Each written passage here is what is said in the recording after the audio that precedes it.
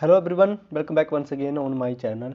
तो कैसे हैं आप सब? आई होप कि आप सब बढ़िया होंगे। तो वीडियो शुरू करने से पहले मैं आपको बता दूं कि ये हमारा नया चैनल है, तो आप इसको सब्सक्राइब करें और अपने दोस्तों के साथ ज़रूर शेयर करें। ठीक है, तो जल्दी से जल्दी हमारे ज़्यादा से ज़्यादा सब्सक्राइबर है, ज़्यादा से ज़्यादा लोग हमारे साथ जुड़ सके। तो इस वीडियो का मेन मोटिव होगा, हम अपने सिलेबस को आज की वीडियो में डिस्कस करेंगे कि आखिर हमारा क्या क्या सिलेबस है।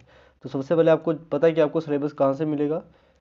एकेडमिक्स में जाके, करिकुलम में जाके एमबीए ढूंढोगे, फिर आप MBA HRM and marketing IT, जिसमें जाके 2024 पे क्लिक करोगे। थोड़ी सी मेहनत मुशक्क़त करनी पड़ी है, लेकिन हमने अपना जो सिलेबस है वो डाउनलोड कर लिया है। तो सबसे पहले आप देखोगे सेमेस्टर फर्स्ट, नीचे जाना पड़ेगा आपको थोड़ा सा, कंज्यूमर बिहेवियर।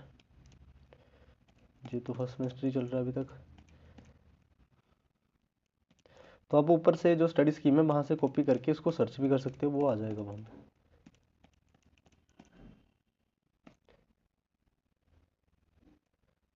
अब हमारा सिलेबस यहाँ से 202 business communication, information technology, marketing, research.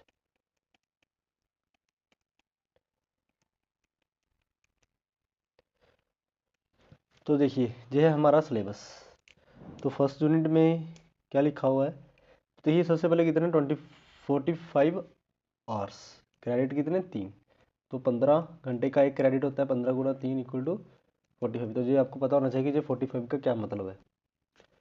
उसके बाद जो हमारे फर्स्ट यूनिट है उसमें क्या है? Financial management scope, traditional approach, modern approach, objective of financial management, investment decisions, financing decision, profit maximisation versus wealth maximisation, time value of money and source of finance. तो लगभग सोर्स ऑफ फाइनेंस जो है ये हमने financial service में पढ़ा था first semester में, कहाँ कहाँ से शॉर्ट टर्म और long term sources of finance होते हैं।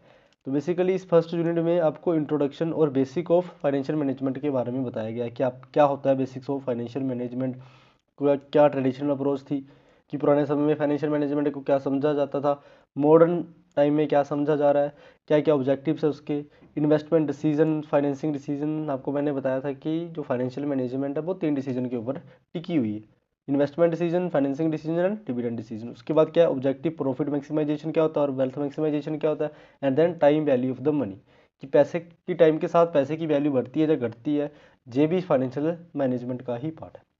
तो बेसिकली ये क्या है? First unit. अब सेकंड यूनिट में हमारे पास क्या है? Capital budgeting. तो कैपिटल बजटिंग से हमारे पास क्या स्टार्ट होता है? इन्वेस्टमेंट डिसीजन है हमारा, लॉन्ग टर्म इन्वेस्टमेंट डिसीजन है। कौन सा? Capital budgeting. इसको क्या बोलते हैं हम? Long term investment decision.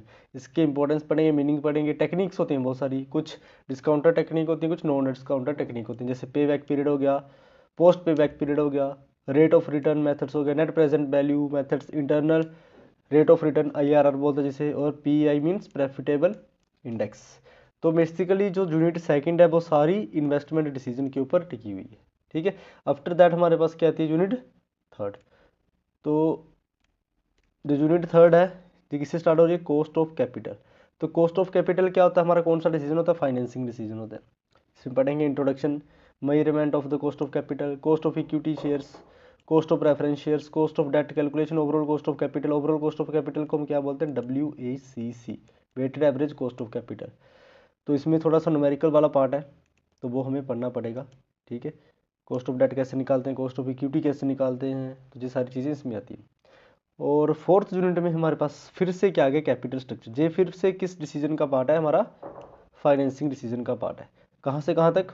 देखिए, कैपिटल स्ट्रक्चर में हम बेसिकली देखते हैं कि हमने अपनी कंपनी का कैपिटल स्ट्रक्चर कैसा है, कितना हमने अपनी इक्विटी डालनी है, कितना हमने डेट लेना है, कितना लोन लेना है। तो mixture of loan and debt को ही क्या बोलते हैं? डेट एंड इक्विटी को ही क्या बोलते हैं? The mixture of debt and equity is capital structure of a company. अब सिग्निफिकेंस क्या होता है? इसकी भी अप्रोच है, मेथड्स होते हैं। NI approach, NOI approach. NI means net income approach and NOI net operating income approach. Modigliani and Miller approach, traditional approach. तो जहाँ पर तक हमारा क्या है? Financing decision.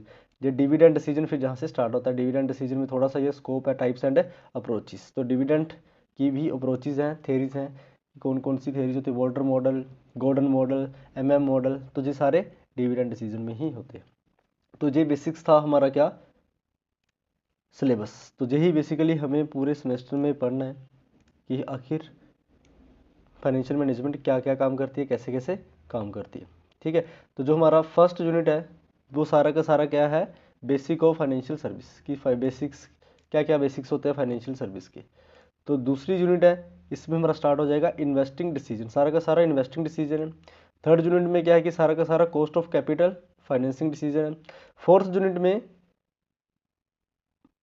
70% हमारा क्या है, फाइनेंसिंग डिसीजन है, और जहाँ से लेकर और आगे तक क्या हमारा डिविडेंड डिसीजन। तो बेसिकली फाइनेंशियल मैनेजमेंट में 3 डिसीजन होते हैं, इन्वेस्टमेंट, फाइनेंसिंग एंड डिविडेंड।